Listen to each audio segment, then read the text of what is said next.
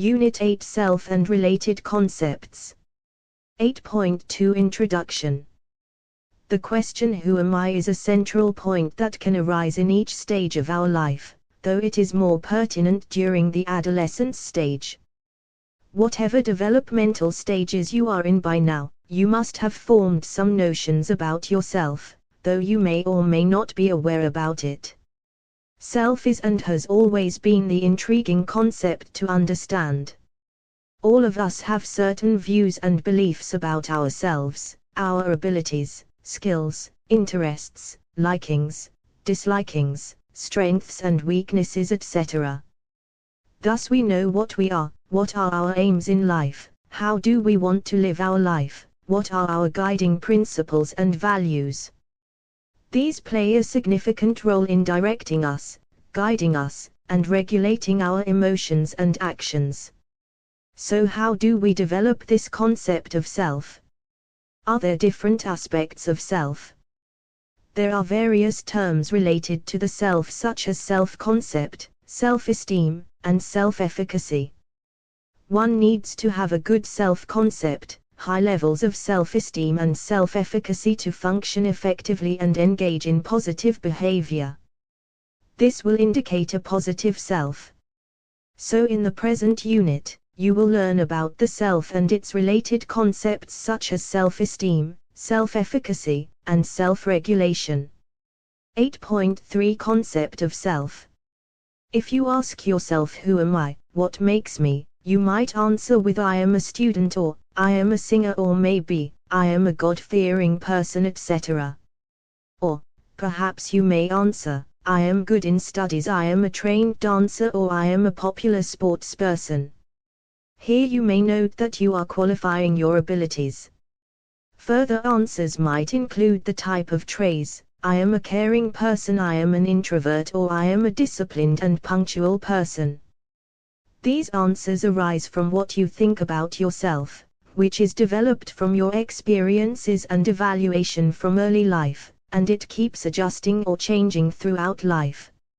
Mostly when people go for interview, the most common question asked is "Describe yourself" or "Tell us about yourself." What you answer is all about how you perceive yourself. You may describe physical features, traits, qualities, goals, motives, etc. Thus, your concept of self is made up of varied information about yourself, which you gain from your own experience and also receive from others in your environment. It might have been very easy for you or might have not been as easy as you may have thought of at first. You were describing yourself when you were answering the above statements. As you are aware of various objects and people around you, similarly you are aware about yourself. When a child is born, they develop their self-concept gradually in interaction with their parents/caregivers, family members, friends, teachers and other significant people around. Our interaction and experiences with other people and the way we perceive these help us to form the foundation of our self-concept. Further, different social and cultural systems and institutions around us, including societal expectations, cultural values, social media usage and technology, etc., also affect our perception of ourselves. If you see the list of yours and your friends/family members in the above reflective activity 1, you will realize that how different we are because of our different experiences and interpretation we make of these. When we analyze these various descriptions about ourselves, we can categorize them into various categories such as those describing our abilities and skills, i.e., what can we do, self-concept, those describing us in terms of affective value, i.e., how do we value or respect ourselves, self-esteem, and those expressing our belief in ourselves that we are capable of doing things, a sense of personal control, self-efficacy. 8.3.1 Different aspects of self. Our self can also be described in terms of personal, social, cognitive, and behavioral aspects. The personal self is mainly concerned with one's own self related to personal aspects, whereas the social self develops in relation with others and is primarily concerned with family and social relationships, socio-cultural context. Therefore, it is also known as familial or relational self. The self can also be understood in terms of cognitive and behavioral aspects. If you reflect on your answers in the reflective activity 1, you will realize that self is made up of your personal and social self. If you identify yourself with your personal information or attributes such as your name, your quality, your abilities or your beliefs/values, you are referring to your personal self, whereas if you say that you belongs to Kerala or Rajasthan, you are a Hindu/Muslim, etc., you are referring to your social or cultural self. Sometimes you may wonder why some feel offensive if something is said about their place or religion or family. Now you can understand that it affects their social self or identity. That is why they probably feel bad and react in that manner. Thus, the way people describe themselves as a person defines their self. Self as a whole is about the person's thoughts, feelings, experiences, and ideas, with respect to herself or himself, which define the person at both the personal and social levels. These different aspects of self get shaped up by the result of our interactions with our physical and socio-cultural environments. Therefore, it is multifaceted. The origins of self may be observed in infancy when the infant is aware that he is hungry and cries to be fed by the caregiver. So, this biological need of food and hence crying, later on modifies according to the socio-cultural environmental context. For example, while you may feel hungry for a pizza, a tribal adult is not. Another example is that fasting is given importance in all the religions. Although you have a biological need of food and you feel hungry every day normally, but on the day of the fast, you ignore or may not even feel hungry because of the social cultural conditioning. 8.4 Self-concept.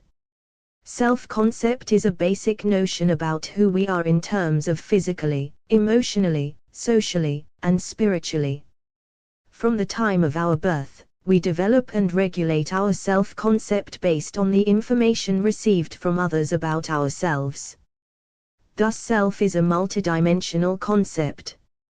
It is affected by multiple factors, which in turn influence the individual aspects. For instance, you may think and describe yourself in terms of your physical aspects, and in terms of your relations or emotions.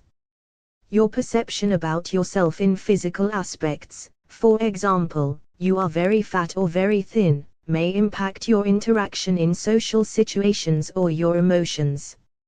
A few definitions of self-concept are given below. According to Roy Baumeister, self-concept is the individual's belief about himself or herself, including the person's attributes and who and what the self is. The self-concept is defined as the composite ideas, feelings, and attitudes people have about themselves. According to Perky, self-concept is the sum of a complex, organized, and dynamic system of learned beliefs, attitudes and opinions that each person holds to be true about his or her personal existence. Let's understand the important terms in this definition. According to him, the self-concept is learned. We are not born with the concept of self, and that is why it is said that the child is like a blank slate. It is learned steadily, formed and reformed by significant others and events in our life. Basically, a child's self-image is a learned one which is influenced by the feedback given by significant others such as parents, family, peers and teachers.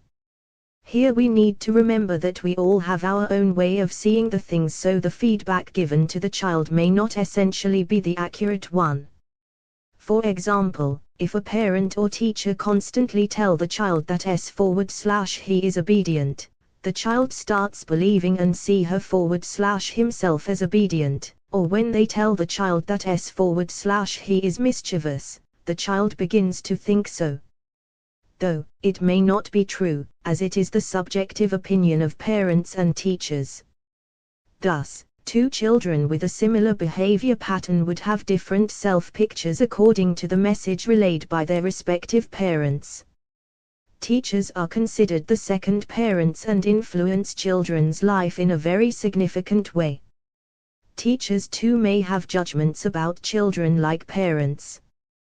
The judgments or assumptions of teachers about the child may be similar to parents, or it may be different. Organized. Our self-concept is organized, which is characterized by orderliness and harmony that provides consistency to the personality of an individual. That is why personality is defined as the individualistic characteristics which is relatively permanent in nature. Dynamic. Life is all about ups and downs, success and failure, which impacts our self-concept, making it dynamic in nature, which changes and develop according to our experiences and situations. In order to develop a healthy personality, an individual needs to work constantly on assimilating the new thoughts into old ones throughout life. All of us have some sense of who we are and how different we are from others. Our perception and ideas about our capabilities and qualities is known as self-concept. This view about ourself or our self-concept can be positive or negative, depending upon our experiences and mindset. The way we would respond to the question, "Who am I?" tells about how do we see ourselves, positively or negatively. The positive response to this question makes us feel good, or rather we can say that if we feel good about ourselves, then our answer would be positive. It can be that we may like some of our qualities and may not like other. For example, one may feel good about his/her social skills but may not be positive or confident about the academic skills. Although it is not easy to find out an individual's self-concept, yet you may get a fair idea by the way an individual describes about him/her. Our positive self helps us to view the world as a safe and positive place to be in. On the other hand, the negative response makes us feel unhappy about who we are and make us view the world as unsafe and bad place to be in. According to Rogers, self-actualizing tendencies drive all human behavior to achieve at their fullest level of potentials. A person forms the basic structure of self and related concepts based on the result of his/her interactions with the environment and others. Thus self-concept is an organized, dynamic, conceptual pattern of ideas and values related to the self. 8.4.1 Real Self and Ideal Self. The self has two parts, the ideal self and the real self. According to Carl Rogers, we all visualize ourselves into our ideal self, which we would like to be, whereas the real self is what we actually are. Our real self can be very different from our ideal self. The more the gap or disparity between what we like to be, ideal self, and what we are, real self, the more the disharmony within ourself. That is why Rogers emphasized that we essentially need to work towards attaining the harmony or consistency between these two selves. We achieve harmony or the congruence by making our thoughts and actions of real self similar to our ideal self. In short, when our self-concept is accurate, we achieve congruence or harmony within self. It is very important to focus on bringing or maintaining this congruence, as high congruence is essential to have a greater sense of self-esteem and a healthy, fruitful life. On the other hand, if the discrepancy is more between our ideal and actual selves, we experience a state of incongruence, which can lead to low self-esteem, anxiety and maladjustment. So adults especially, the parents and teachers, need to provide unconditional positive regard, or unconditional love to children, which can help our children achieve high congruency in their ideal and real self. Rogers mentioned that, as individuals are accepted and valued as they are, they tend to develop a more caring attitude towards themselves. 8.5 Self-esteem. Another important aspect of ourself is self-esteem. As a human being, we constantly evaluate ourselves or make some judgment about our own value or worth, which is termed as self-esteem. People vary in viewing their self-esteem. Some have high self-esteem, whereas others may have low self-esteem. Self-esteem reflects a personal psychological characteristic relating to self-judgment based on one's values about humans. It indicates being aware of one's value system and an emotional evaluation of one's self-worth. Self-esteem is a multidimensional construct. We have a global overall self-esteem based on general judgments of self-worth and various subtypes of self-esteem based on evaluations of self-worth in different contexts such as, within the family, school, work setting, leisure setting, or peer group. Self-esteem is different from self-confidence. Self-confidence indicates that you are confident of your ability to carry out a particular thing. On the other hand, self-esteem refers to how high you hold yourself in your own eyes, how much respect and worth you give to yourself. There are many self-report measures to assess self-esteem of individuals, such as giving a variety of statements and asking a person to indicate whether the statements given are true for her/him or not. For instance, I am good at sports. I am the one usually chosen for the cultural programs or competitions. I am highly liked by my teachers. My friends consider me a trustworthy person. If a child says yes to the above statements, it shows that he has high self-esteem in comparison to the child who says no. Generally by 6 to 7 years of age, children's self-esteem is formed at least in 4 areas: academic competence, social competence, physical/athletic competence, and physical appearance, which improve with age and experience. Rosenberg's self-esteem inventory is a most commonly used unidimensional measure of self-esteem. Cooper-Smith's self-esteem inventory is a multidimensional measure of self-esteem in areas of family, school, peers, and general social activities. Self-esteem is more or less stable across the lifespan, though it may vary at life cycle transition points. For instance, teenagers may experience a drop in self-esteem due to the various physical and psychological changes they go through. Self-esteem develops early in life based on the experiences and interactions during the early years. It has a great impact on our everyday behavior. For instance, individuals who have high academic self-esteem perform better in studies and are liked by their peers than those with low academic self-esteem. Conversely, individuals with low self-esteem may have high levels of anxiety, depression, and antisocial behavior than those who have high self-esteem. People with high self-esteem are better in their social adjustment. It also positively affects their psychological well-being and quality of life. Therefore, it is extremely important for parents, families and schools to create a warm and positive environment, which can help in the development of high self-esteem among children. It makes them feel acknowledged, accepted as capable and valuable. Not allowing children to take their decisions and nagging often results in low self-esteem among children. It may be noted that it is important to have a healthy self-esteem than a very high self-esteem which is not realistic or functional. Culture/environment of an individual plays a critical role in developing his/her self-concept and self-esteem.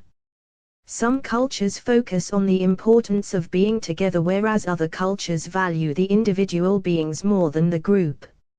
Understanding of self in Indian cultural context is distinct from the Western cultural context. One of the differences is the boundary we draw between the self and the others. In Indian culture, this boundary of self is not clearly defined or fixed and gets extended to others like family and friends. For example, whenever an individual takes some decision about self, for example study, job, etc., usually one tends to think his/her decision in relation to others as well. Thus, sometimes our self includes the others and sometimes it withdraws and focuses completely on individual self, for example, our personal needs or goals. Whereas, if we see the Western culture, this boundary of self appears to be relatively fixed and clearly defined where individuals keep their individuality. In the Indian culture, the self is usually attached with one's own group and both maintain the state of harmonious coexistence. On the other hand, in the Western culture an individual often keep a distance from the others/groups, which makes the Western cultures as individualistic, and Indian and many Asian cultures as collectivistic. Increasing your self-esteem, some tips: learn a new skill in areas such as academic, cognitive, social, and work-related. Go beyond your comfort zone. Question your self-limiting beliefs, challenge your thoughts. Focus on your strengths. Engage in affirmative talk, tell yourself positive and kinder words. Visualize things in a positive way. Cultivate a positive attitude. Be clear about your goals and values. Do not hesitate to talk to others and take their help. Take self-care. Recognize the hero within you, tap onto your inner strengths. Remember that you are more than your circumstances, the way you respond matters more. You are unique, so do not compare with others. 8.6 Self-efficacy. Self-efficacy is another important concept of self. The term self-efficacy was proposed by psychologist Albert Bandura. He was a Canadian-American psychologist who worked as a professor at Stanford University. According to him, self-efficacy is a person's particular set of beliefs that determine how well one can execute a plan of action in prospective situations. We all have different views about our ability to control the life outcomes.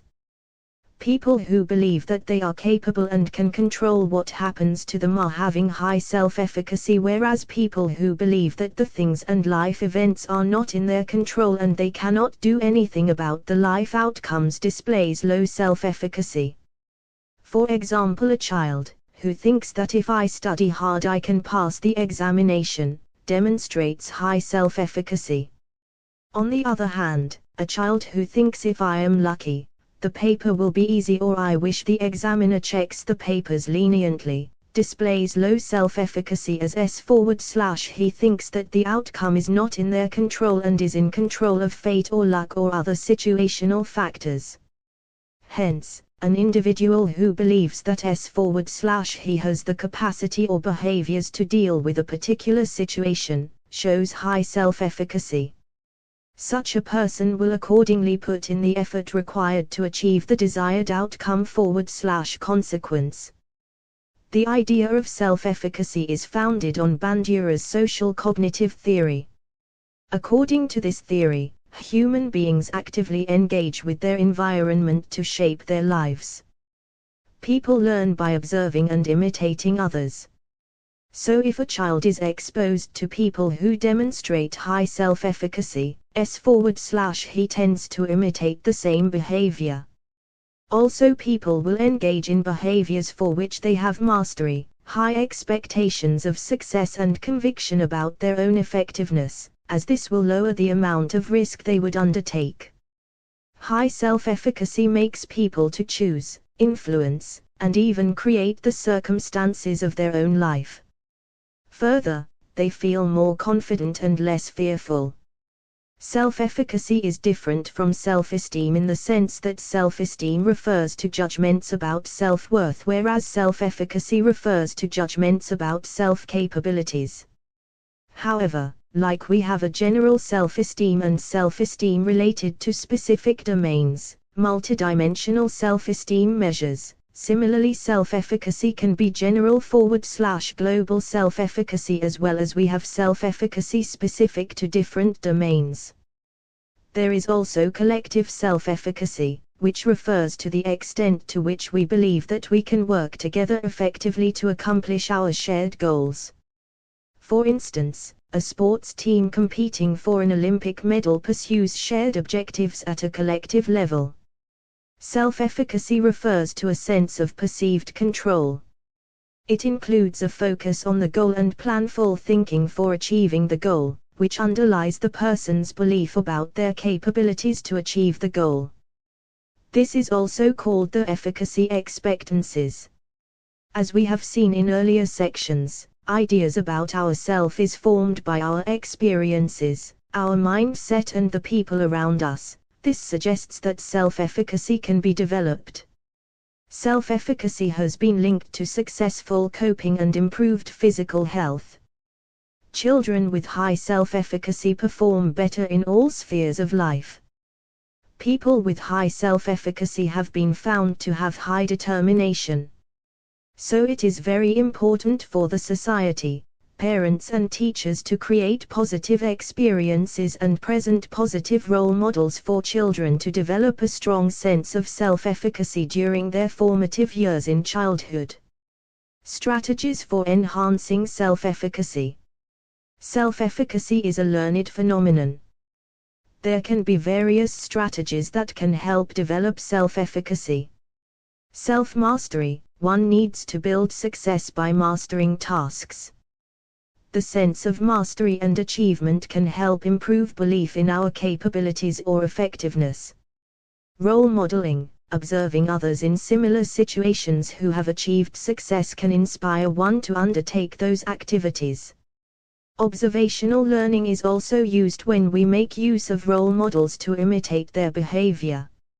Visualization. One can visualize oneself behaving effectively, thereby generating positive emotions and increasing efficacy expectancies. Verbal persuasion. Being persuaded by people who are expert in the field, powerful, and trustworthy can build self-efficacy in the individual. Creating positive emotions and regulating arousal. If we are highly aroused, it may lead to negative emotions and hamper self-efficacious thinking.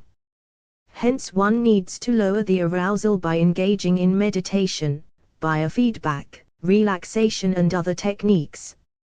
Regulation of negative emotions and creation of positive emotions will help one to develop self-efficacy.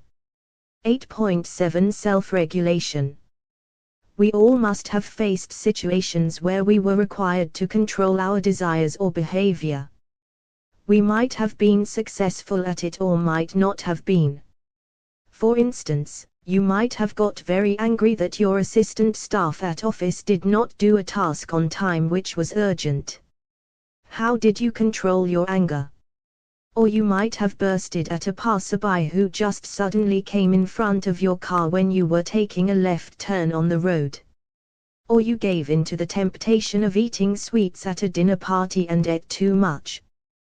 The crucial aspect in all these examples is exercising control over our desires, impulses and actions. Self-control leads to better adjustment and positive outcome. The famous marshmallow experiment by Walter Mischel is an example of self-control. It depicts self-control in the form of the ability to delay gratification of desires. In this experiment, small children were given a choice that if they want, they can get one marshmallow now which is in front of them, or if they wait for a period of around 15 minutes, the experimenter would get them 2 marshmallows. It was found that those children who could wait and displayed the ability to control and delay the gratification of their desires, obtained positive outcomes in their later years in life also. Self-control and self-regulation abilities helped them adjust effectively, achieve better academically and manage stress successfully. For example, it is very important to teach a child to delay or defer the immediate satisfaction of certain needs.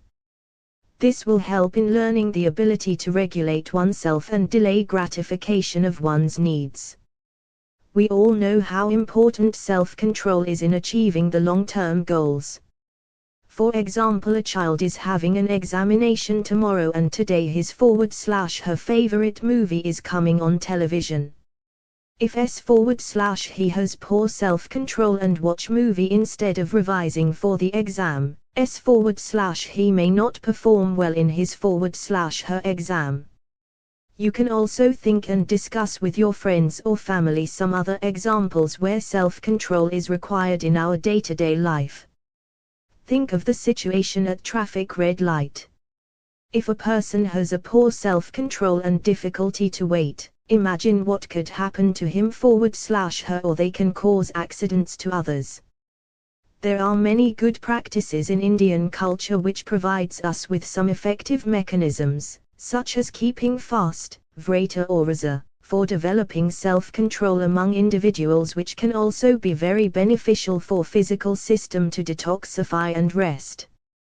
Thus self-regulation involves looking at the future goals and accordingly sacrifice the short-term desires and pleasures. For example, if one wants to achieve better a particular body weight, a long-term goal, one needs to follow the health routine in a disciplined way and forego the short-term pleasures of eating sweets or fast food. One needs to stay focused on the goal and take necessary steps, modify one's behavior, acquire various skills in the way to achieve that long-term goal. So it is a dynamic process of interaction with the environment and changing one's strategies and plans to attain that end goal. Self-control failure. There are occasions when we fail to exercise self-control. There is inability to regulate ourselves to follow the planned out steps because of various reasons. These reasons for failure to self-control may relate to personal factors or to external situational factors. These factors can also be under one's control to change or not under one's control. Excuses are the explanations that we give for our self-control failure when factors were under our control, but we could not do so. It avoids taking personal responsibility and attributes the failure to external factors. Thus it helps us to preserve our self-esteem and self-image. At other times, of course, uncontrollable factors can hinder the implementation of our plans. Cultural factors related to belief system may also affect our ability to self-control or failure of self-control. Individuals internalize the socio-cultural belief systems that influence their own belief of self-control or lack of it. The amount of self-control exercised by people may have less to do with the power of the impulse, and more to do with culturally internalized beliefs about whether they should, or can, exercise self-control. There are also individual differences in self-control that govern the ability to control oneself. As Carver points out, personality characteristics such as ego resilience, ego control, and hardiness affect one's self-control ability. Life may not always go according to our needs and desires. We need to adjust according to life situations on many occasions. There may be occasions in life which involve battles between situational pressures and our self-control. We require willpower, determination and strategic planning to control and regulate our behavior in accordance to our long-term goals. There are a number of psychological techniques to develop self-control which have been suggested below. Observe your own behavior. If you make this a habit, you will notice and gather necessary information about yourself which may help you to alter, adapt, or strengthen certain aspects of yourself. You need to be more observant or mindful of your thoughts, feelings and behavior. Self-instruction is another essential technique. If you are observant of yourself, you would find that this technique would be more beneficial. Have you noticed the self-talk which is going on in our mind constantly? We all often talk and instruct ourselves to do something and behave the way we want to. Such instructions are quite effective in self-regulation, especially when you observe yourself to be thinking or doing something negative or destructive. Self-reinforcement. This technique involves rewarding behaviors that have positive consequences. For example, you may go to play with friends if you have finished your assignments. These techniques are quite effective to develop self-regulation and self-control in people. You can try these techniques to make yourself better. 8.8 Let us sum up.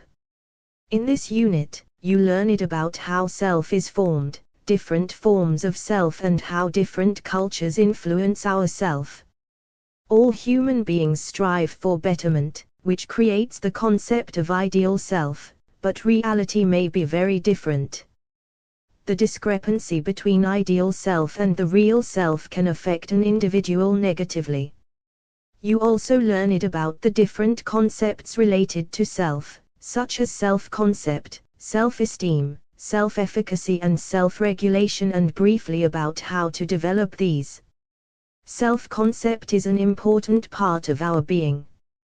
Positive self refers to viewing our own self in a positive way, valuing oneself, believing in oneself, and being able to regulate one's emotions and behavior to achieve positive outcomes and desired goals. Strategies for developing self-esteem and self-efficacy were described. You also learned about the different psychological techniques to develop self-control behavior and regulate oneself.